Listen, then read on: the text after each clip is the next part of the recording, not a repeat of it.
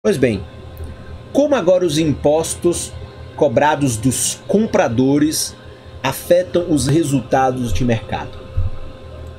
Vamos agora considerar o imposto cobrado dos compradores de um bem. Suponhamos que o governo local aprove uma lei que exija que os compradores de sorvete de casquinha repassem ao governo 50 centavos para cada sorvete comprado. Quais serão os efeitos dessa lei? Novamente, aplicaremos as 3 etapas para saber a resposta. Primeira etapa. O impacto inicial do imposto recai sobre a demanda por sorvetes. A curva de oferta não é afetada porque, para cada preço dado, os vendedores têm o mesmo incentivo para ofertar sorvetes para o mercado. No entanto, os compradores agora devem pagar um imposto ao governo. Então, os compradores, quem vai lá e compra a sua casquinha, agora vai pagar o imposto.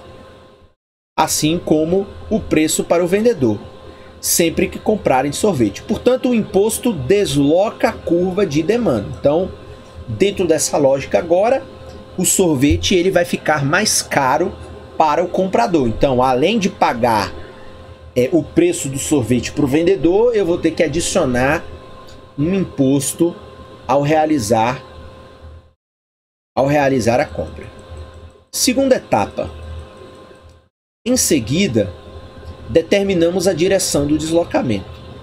Como o imposto sobre os compradores torna a compra de sorvete menos atraente, os compradores demandam menor quantidade dele a qualquer preço. Então, o sorvete agora está mais caro, como funciona a lei da demanda, preço maior, quantidade demandada é menor.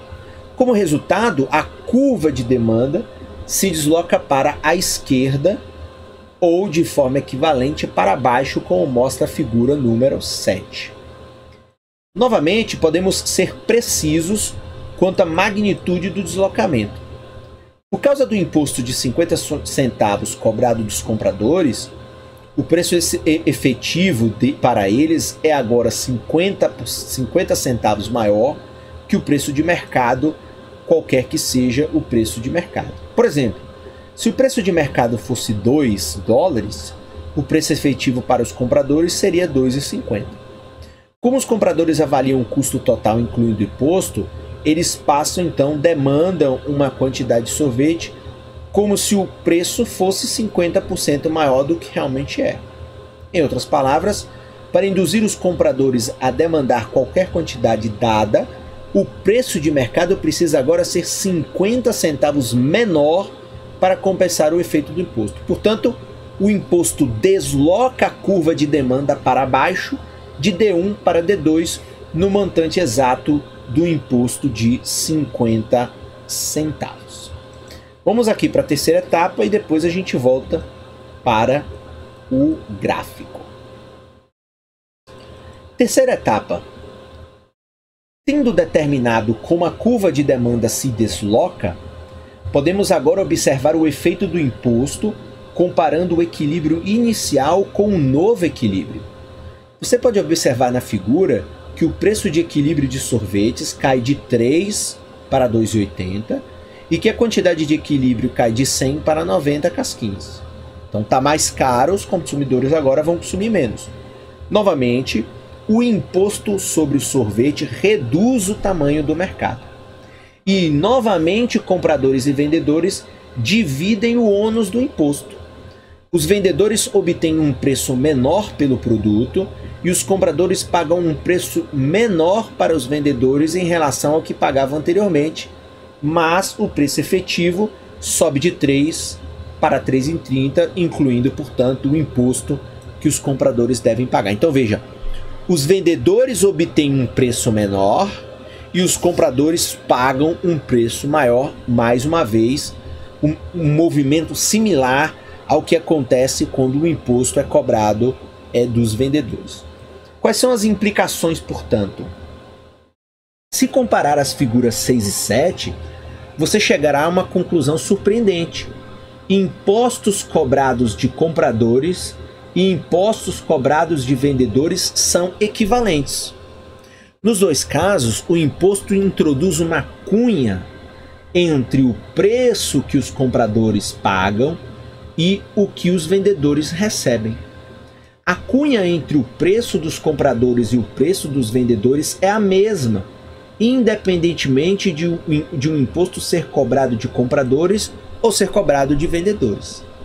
Em qualquer um dos casos, a cunha desloca a posição relativa das curvas de oferta e demanda.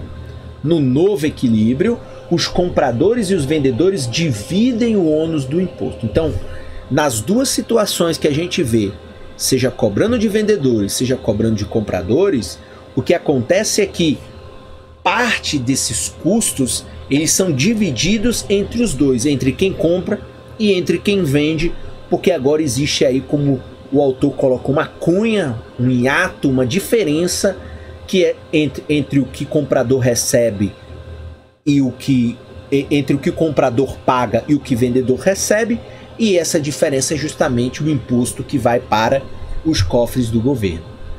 A única diferença entre o imposto cobrado dos vendedores e aquele cobrado dos compradores está em quem é responsável pelo recolhimento do imposto para o governo. Então, muitas vezes, há muitos tributos que as empresas que recolhem. Então, é mais fácil para o governo controlar o recolhimento dos impostos por parte do governo do que por parte dos cidadãos. Então, isso aí é a leve diferença que existe entre essas duas lógicas que são equivalentes. Então, veja, a equivalência entre esses dois impostos é fácil de entender quando imaginamos que o governo recolhe um imposto de 50 centavos sobre o sorvete num cofrinho colocado no balcão de cada sorveteria.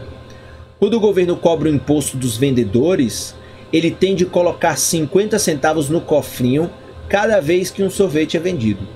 Quando o imposto é cobrado dos compradores, são eles que têm de colocar os 50 centavos no cofrinho depois da compra de cada sorvete. Então, veja aqui, é um exemplo bem elementar, né, bem simples, mas que mostra de que uma lógica ou outra lógica só vai alterar aí quem vai ter que recolher um imposto, quem vai ter a obrigação legal de fazer esse recolhimento do tributo. Portanto, não faz nenhuma diferença se os 50 centavos vão diretamente do bolso do comprador para o cofrinho ou se vão indiretamente saindo do bolso do comprador, indo para as mãos do vendedor e só então sendo colocados no cofrinho. Então, uma vez que o mercado atinja um novo equilíbrio, compradores e vendedores compartilharão o ônus independentemente da forma como o imposto é cobrado, ok? Então vamos agora voltar aqui e ver o gráfico no caso dos compradores. Então, no caso de imposto cobrado nos compradores, nós vamos ter um deslocamento da curva de demanda. Então, nós tínhamos aqui a curva de demanda 1, a curva de demanda original.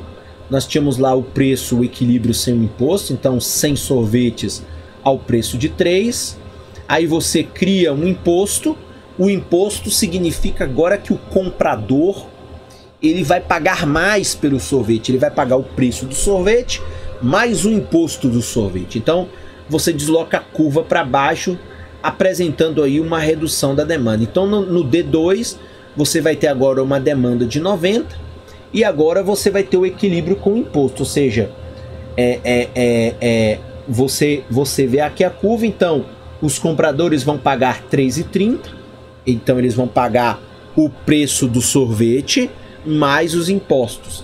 E os vendedores vão receber 2,80 porque 50 é o imposto. Então, os compradores vão pagar agora 30 centavos a mais e os vendedores vão receber 20 centavos a menos. E essa diferença de 30 e de 20 vai dar um imposto de 50. Então, veja, um imposto cobrado dos compradores desloca a curva de demanda para baixo em um valor igual ao imposto de 50 centavos. Então, quando um imposto de 50 passa a ser cobrado dos compradores, a curva de demanda desloca-se para baixo em 50 centavos de D1 para D2.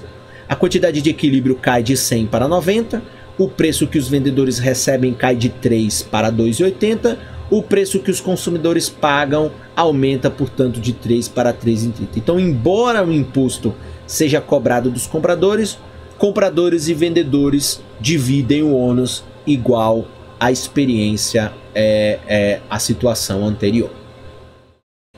Ok? Bem, agora o Mankiw coloca aí um estudo de caso. O Congresso pode distribuir o ônus de um imposto sobre a folha de pagamento. Então, se você já recebeu um contra-cheque, provavelmente percebeu que foram descontados impostos do valor que você ganhou. Nos Estados Unidos, um desses impostos chama-se FICA, que é a sigla de Federal Insurance Contribution Act, ou seja, Lei das Contribuições Federais ao Seguro.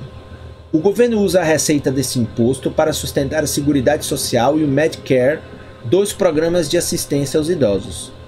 A contribuição para o FICA é um exemplo de tributo sobre a folha de pagamento, um imposto sobre os salários que as empresas pagam aos trabalhadores.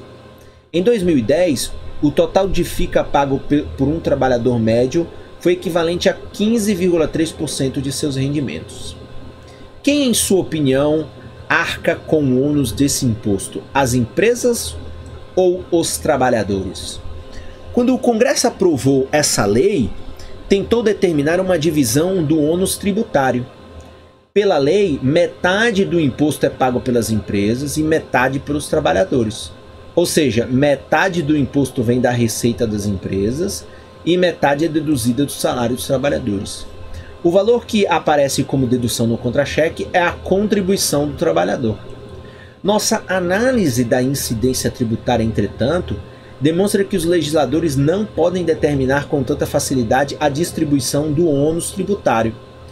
Para exemplificar, vamos analisar o imposto sobre a folha de pagamento como se fosse um imposto sobre um bem qualquer, em que o bem é o trabalho e o preço desse trabalho, desse bem, é o salário. A característica central do imposto sobre a folha de pagamento é o fato de que ele introduz uma cunha entre o salário que as empresas pagam e o salário que os trabalhadores recebem. Então, ao você criar tributo sobre o salário, então, as empresas vão pagar um salário maior e os trabalhadores vão receber um salário menor. Essa diferença são os impostos. A figura 8 mostra o resultado. Quando entra em vigor um imposto sobre a folha de pagamento, então veja aí, o salário recebido pelos trabalhadores cai e o salário pago pelas empresas aumenta. No final, os trabalhadores e empresas compartilham o ônus do imposto, como requer a legislação. Mas essa divisão do ônus tributário nada tem a ver com a divisão legal, a divisão do ônus na figura 8. Desculpa. Com a divisão legal, a divisão do ônus na figura 8 não é necessariamente meio a meio entre as partes, e o mesmo resultado poderia prevalecer se a lei estabelecesse que o imposto devesse ser integralmente pago pelos trabalhadores ou pelas empresas. Então, esse exemplo demonstra que a lição fundamental da incidência tributária é muitas vezes esquecida no debate público. Os legisladores podem decidir se um imposto sai do bolso do comprador ou do vendedor, mas não podem legislar sobre o verdadeiro ônus do imposto. Então, veja a dificuldade que é essa questão sobre a incidência tributária.